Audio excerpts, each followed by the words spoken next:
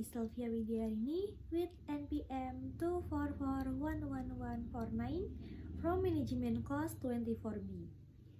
In this video presentation, I will explain a topic entitled business ethics in business activities. This topic is very important for students of management and business because business ethics are the foundation of our economy and business activities that we encounter in daily life. Throughout this presentation, I will discuss the concept of business ethics in detail, including their definition, background, objective, classification, legal forms, and their role in supporting economy development. I hope this presentation I will help you gain a deeper and more comprehensive understanding of how business ethics operate in real business environment. Now, let's begin the presentation. Selanjutnya di sini ada background of business ethics. Bagian ini adalah latar belakang munculnya badan usaha. Latar belakang munculnya badan usaha itu tidak dapat dipisahkan dari perkembangan peradaban manusia. Pada awalnya, kegiatan ekonomi dilakukan secara sederhana dan bersifat individu. Setiap orang memproduksi barang atau jasa untuk memenuhi kebutuhannya sendiri atau melakukan pertukaran secara langsung melalui sistem barter. Namun, seiring berjalannya waktu, kebutuhan manusia semakin kompleks dan jumlah penduduk semakin meningkat. Kegiatan bisnis tidak lagi dilakukan oleh satu orang saja, tetapi melibatkan banyak pihak, seperti pemilik modal, tenaga kerja, pemasok bahan baku, distributor, konsumen, dan pemerintah. Jika hubungan antar pihak tersebut tidak diatur dengan baik, maka akan muncul berbagai permasalahan seperti konflik, kepentingan, ketidakpastian hukum, dan ketidakseimbangan pembagian keuntungan. Oleh karena itu, badan usaha hadir sebagai solusi untuk mengatur hubungan-hubungan tersebut. Dengan adanya badan usaha, setiap pihak memiliki peran, hak, dan kewajiban yang jelas sehingga kegiatan bisnis dapat berjalan secara tertib, adil, dan berkelanjutan. Selanjutnya, ada definition of business activity. Nah, secara umum, badan usaha dapat didefinisikan sebagai kesatuan yuridis dan ekonomis yang dibentuk untuk menjalankan kegiatan usaha secara terus-menerus dengan tujuan memperoleh keuntungan. Disebut sebagai kesatuan yuridis karena badan usaha diakui secara hukum dan memiliki kedudukan hukum yang jelas. Artinya, badan usaha dapat dimiliki harta kekayaan sendiri, pembuatan perjanjian, serta bertanggung jawab atas segala aktivitas usahanya. Selain itu, badan usaha juga disebut sebagai kesatuan ekonomis karena melakukan kegiatan ekonomi yang menghasilkan nilai tambah. Kegiatan tersebut dapat berupa produksi barang, penyediaan jasa, distribusi, maupun perdagangan. Dengan adanya badan usaha, kegiatan ekonomi menjadi lebih terorganisasi dan tidak bersifat sementara. Definisi ini menunjukkan bahwa badan usaha bukanlah aktivitas ekonomi yang dilakukan secara spontan, melainkan sebuah organisasi yang memiliki tujuan, struktur, serta sistem pengelolaan yang jelas. Selanjutnya, ada objective of business ethics. Di sini membahas tujuan utama pendirian badan usaha itu adalah memperoleh keuntungan atau profit. Keuntungan ini menjadi sumber utama untuk mempertahankan keberlangsungan usaha dan mengembangkan bisnis di masa depan. Tanpa keuntungan, badan usaha tidak dapat bertahan dalam jangka panjang. Namun, dalam praktiknya, badan usaha tidak hanya berorientasi pada keuntungan semata. Badan usaha juga memiliki tujuan sosial seperti menyediakan barang dan jasa yang dibutuhkan oleh masyarakat, menciptakan lapangan kerja, serta meningkatkan kesejahteraan ekonomi. Selain itu, badan usaha juga kontribusi terhadap pembangunan nasional melalui pembayaran pajak kepada negara. Dengan demikian, badan usaha memiliki peran ganda, yaitu sebagai pencari keuntungan dan sebagai agen pembangunan ekonomi. Keseimbangan antara tujuan ekonomi dan sosial inilah yang menjadi kunci keberhasilan badan usaha dalam jangka panjang. Selanjutnya ada Foundation of Business Activities. Badan usaha memiliki berbagai fungsi penting dalam sistem perekonomian. Salah satu fungsi utamanya adalah mengelola faktor-faktor produksi seperti modal, tenaga kerja, teknologi, dan sumber daya alam. Faktor-faktor ini dikombinasikan untuk menghasilkan barang dan jasa yang memiliki nilai ekonomi. Selain itu, badan usaha juga berfungsi sebagai pelaku produksi dan distribusi. Barang dan jasa yang dihasilkan oleh badan usaha kemudian disalurkan kepada masyarakat untuk memenuhi kebutuhan hidup. Badan usaha juga berperan sebagai sarana distribusi pendapatan melalui pemberian upah dan gaji kepada tenaga kerja. Fungsi lainnya adalah sebagai sumber pendapatan negara melalui pajak dan retribusi. Dengan demikian, keberadaan badan usaha sangat penting dalam menjaga kestabilan dan pertumbuhan ekonomi suatu negara. Lalu selanjutnya ada Classification of Business Activities. Untuk memahami badan usaha secara lebih mendalam, diperlukan adanya klasifikasi. Klasifikasi ini bertujuan untuk membedakan badan usaha berdasarkan karakteristik tertentu, seperti kepemilikan modal, jumlah pemilik, dan bentuk hukum. Dengan adanya klasifikasi, kita dapat memahami pembedaan antara satu badan usaha dengan badan usaha lainnya.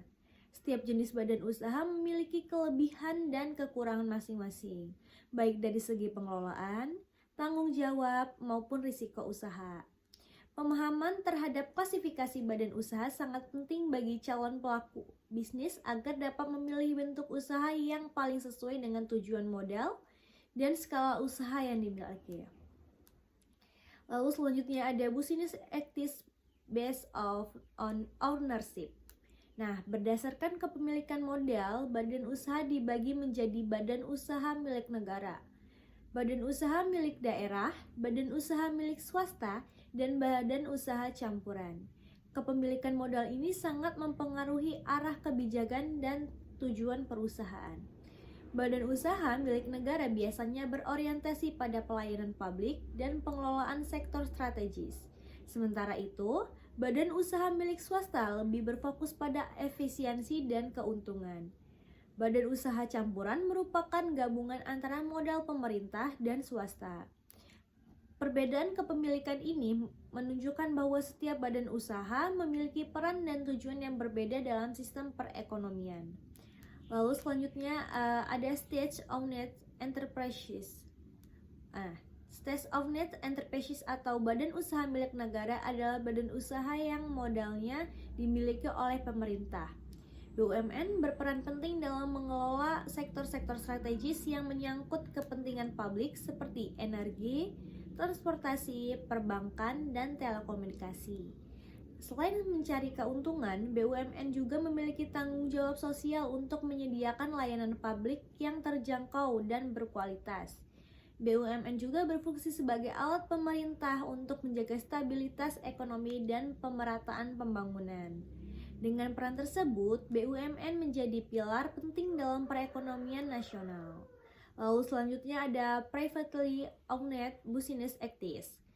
Badan usaha milik swasta adalah badan usaha yang dimiliki oleh individu atau kelompok swasta.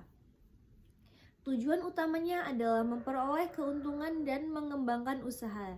Badan usaha swasta memiliki peran besar dalam mendorong inovasi dan meningkatkan daya saing. Melalui persaingan yang sehat, badan usaha swasta dapat menciptakan produk dan jasa yang berkualitas dengan harga yang kompetitif. Selain itu, badan usaha swasta juga berkontribusi besar dalam menciptakan lapangan kerja dan pertumbuhan ekonomi. Selanjutnya ada Business Activities based of number of owners. Nah, berdasarkan jumlah pemiliknya, badan usaha dibagi menjadi usaha perseorangan, dan usaha persekutuan. Jumlah pemilik ini mempengaruhi cara pengambilan keputusan, pembagian keuntungan, dan pembagian risiko. Usaha dengan satu pemilik cenderung memiliki pengelolaan yang sederhana dan keputusan yang cepat. Namun, usaha dengan banyak pemilik memiliki keunggulan dalam hal modal dan keahlian. Pemilik bentuk usaha berdasarkan jumlah pemilik harus disesuaikan dengan kebutuhan dan kemampuan pengelola usaha. Lalu selanjutnya ada sole proprietorship. Usaha perseorangan adalah badan usaha yang dimiliki dan dikelola oleh satu orang. Pemilik memiliki kendali penuh atas usaha yang dijalankan, tetapi juga menanggung seluruh risiko secara pribadi. Bentuk usaha ini banyak dijumpai pada UMKM karena mudah didirikan dan tidak membutuhkan modal besar. Namun, usaha perseorangan memiliki keterbatasan dalam hal pengembangan dan akses permodalan. Lalu selanjutnya ada partnership. Usaha persekutuan merupakan badan usaha yang dimiliki oleh 2 orang atau lebih. Dalam usaha ini, para pemilik menggabungkan modal, tenaga, dan keahlian untuk mencapai tujuan bersama. Keuntungan dan risiko dibagi sesuai kesepakatan.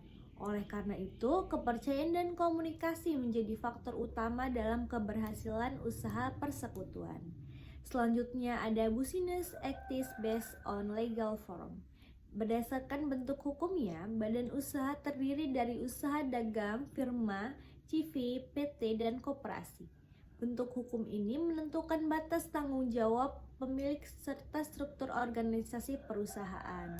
Lalu selanjutnya ada firm. Firma adalah badan usaha persekutuan yang didirikan oleh 2 orang atau lebih dengan satu nama bersama. Dalam firma, setiap anggota bertanggung jawab penuh atas seluruh kewajiban perusahaan. Oleh karena itu, firma membutuhkan tingkat kepercayaan yang sangat tinggi antara anggota karena risiko usaha ditanggung bersama. Selanjutnya ada limit partnership atau CV. CV merupakan badan usaha persekutuan yang didirikan oleh sekutu aktif dan sekutu pasif. Sekutu aktif mengelola usaha dan bertanggung jawab penuh, sedangkan sekutu pasif hanya menyertakan modal. Lalu selanjutnya ada Limited Liability Company atau LLC. Perseorangan terbatas adalah badan usaha berbadan hukum dengan modal terbagi dalam saham. Pemilik saham memiliki tanggung jawab terbatas sesuai dengan modal yang disektorkan. Lalu selanjutnya ada kooperatif.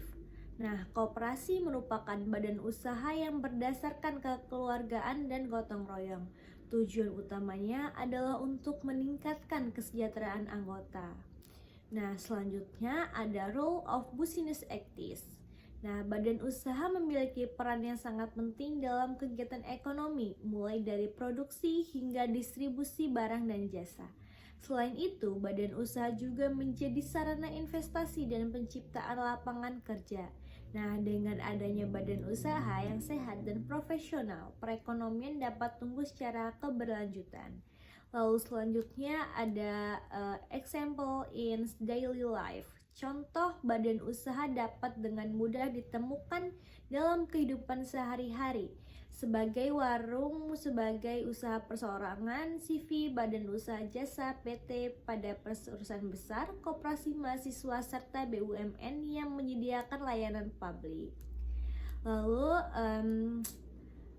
contohnya menunjukkan bahwa badan usaha sangat dekat dengan kehidupan masyarakat. Nah, sebagai kesimpulannya, business activities are a fundamental part of business activities. Setiap jenis badan usaha memiliki karakteristik, kelebihan, dan kekurangannya masing-masing. Oleh karena itu, pemilik badan usaha harus disesuaikan dengan tujuan, modal, dan skala usaha agar bisnis dapat berjalan secara efektif dan efisien dan serta keberlanjutan. This brings me to the end of my presentation. Thank you very much for your time and attention. I hope this presentation has provided a deeper understanding of business activities and their role in business activities. Have a great day and thank you.